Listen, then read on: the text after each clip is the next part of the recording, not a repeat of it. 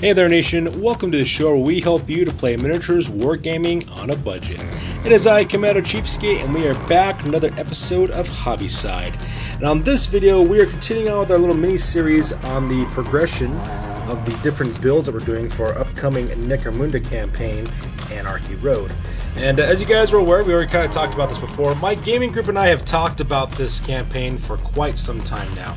We've always wanted to do a Mad Max-inspired Necromunda campaign where the character gangs would be mounted up on vehicles and they would drive and fight each other on the open road of the Ash Wastes. We've been talking about doing it for years. We just never really got a chance to go around and actually get it done.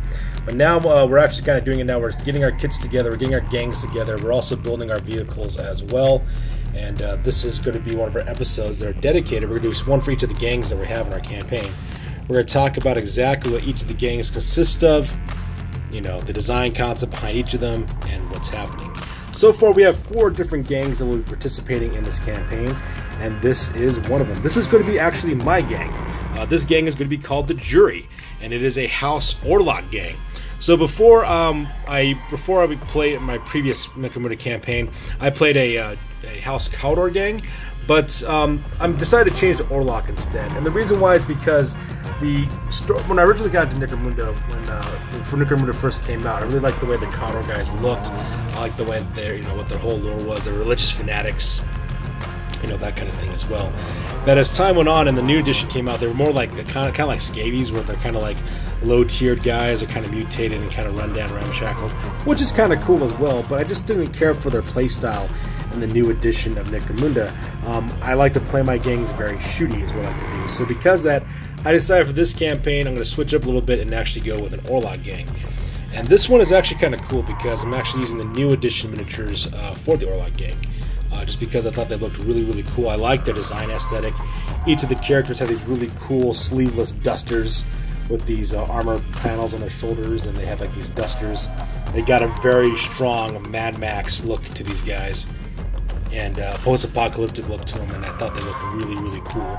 And so I decided to, buy a box of these guys and to make my gang based on that. That's what I decided to do for that part. So it's going to look really, really awesome. And I actually shelled out some cash for some Forge Rule miniatures, actually. So my very first Forge Rule purchase is actually for this gang as well.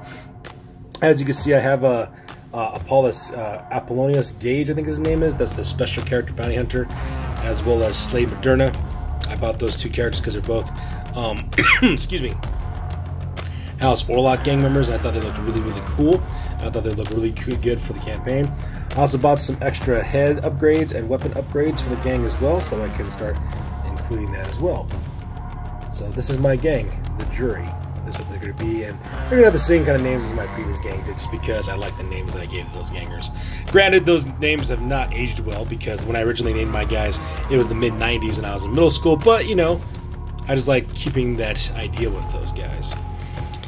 So like I said before, we're going to use vehicle rules in Necromunda, so we wanted to make it to where we could actually mount and dismount miniatures off of our vehicles so that way we can use them in the campaign as well. So that's why this gang is organized the way it is. All these guys in this gang can actually fit onto this vehicle. They occupy the driver's seat, the passenger seat, as well as the cargo container in the back.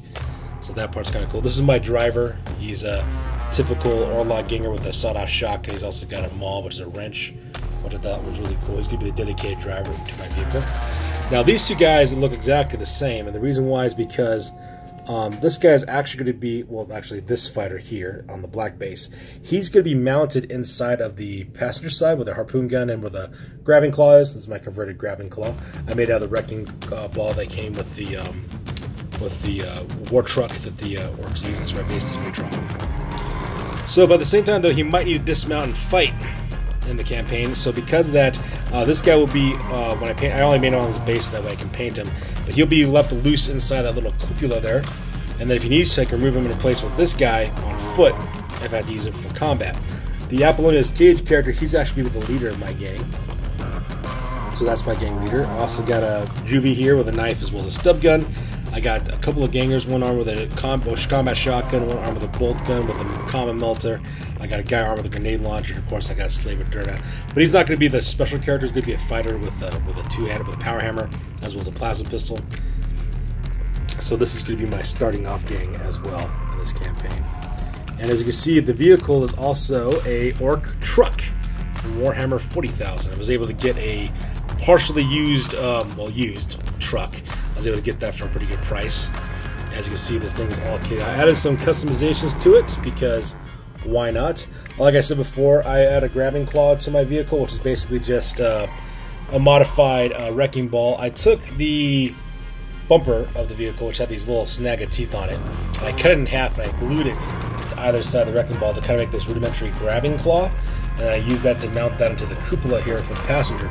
I also took an Orlock spear gun, harpoon gun. I used the mounting for a heavy shooter for the Orcs, and I just mounted the same little mechanical device, but it looks like it has a harpoon launcher.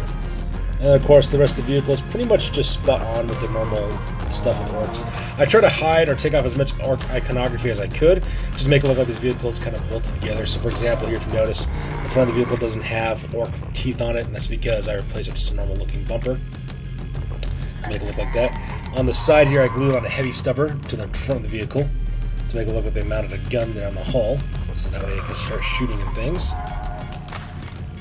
The back is purposely left open for the most part, so that way they could use it. Now, if you're wondering what these huge poles are sticking out of the vehicle, these are some of the things that we've included because of our campaign rule setting. Like I said before, this is heavily inspired by Mad Max. And the movie Mad Max, the War Boys, which are the bad guys, they carry these poles with explosive charge on the tips. They throw them like harpoons and they explode. So we decided to put the same kind of thing in our game as well. We call them boomsticks in our campaign setting. So as you can see, we got 4 boomsticks mounted on the top of the vehicle. These parts here came from a 40K miniature, I think, of some sort. I'm not sure if it's a sensor or what it was. I just got a bunch of bits from some sprue I bought a while back, years ago. And I've been using those sprues to make my Necromunda, my Necromunda conversions. So I'm not sure what these are, but I just drilled holes in the bottom of them, put some floral wire on them to make them look like boomsticks. That way that looks like the explosive charge there. And then, I don't know if you remember Mad Max as well, they had these guys called polecats. And these polecats were guys who were riding on these giant poles, and they would tilt over, and they would pole vault onto the enemy vehicles in order to board it. Well, we included that in our rule setting as well. We called them polecat boarding pikes, is what we called them. So basically, your guy would just go up here, he would shimmy up to the top of the thing, and then, you know, pole vault onto the enemy vehicle. So that's what exactly I put on here too. At my vehicle upgrade for my gang, I put 2 of these polecat boarding pole vaults, so that way they can board on either side of enemy vehicles, so that way they can automatically pass initial tests and board their enemies as well. So that's what these 2 huge antenna-looking things are. These are actually heads. Let me see if I can zoom in real quick so I can sharpen the zoom. There you go. These are actually flail heads from Chaos Marauder kits, and I just took them off, drilled holes in the bottom of them, and then glued them onto floral wire. I did exactly the same thing with the back decking here as well. Did exactly the same thing there. So, as you can see, I also made some mistakes. I originally had them glued onto the actual truck bed, but the problem is that interfered with my guys being able to ride the vehicle, because for our rule set, we're kind of doing it like how Gork and Mork used to do it back in the day, where as long as you can fit your fighters onto the vehicle, that's how many fighters your vehicle can carry. So we're going with the exact same kind of concept. So then that's why I mounted them on the framing of the truck bed, the polecats.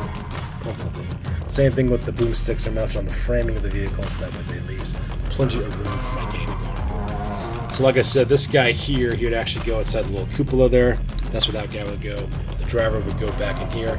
And actually, if you can believe it or not, all these fighters actually fit onto the truck bed of the vehicle as well.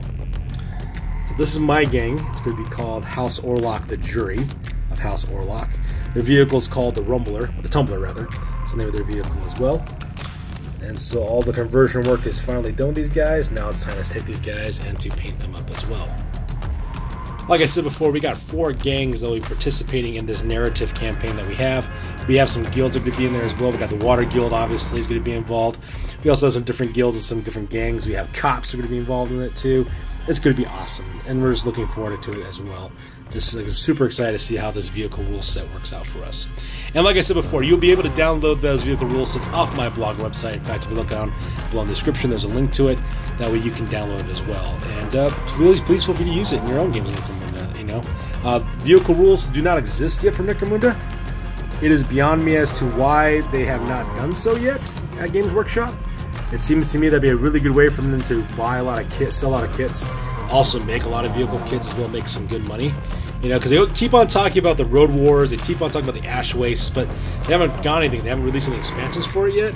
And I think an expansion of these rule sets of these things would be really, really cool. So hopefully we can generate some interest onto that aspect of Necromunda with my channel, because my friends are always looking forward to pushing on the envelope on that. So you guys, this is my gang. So that's good for this week, guys. As always, please feel free to like, comment, and or subscribe. Your guys' input is valuable to us as always.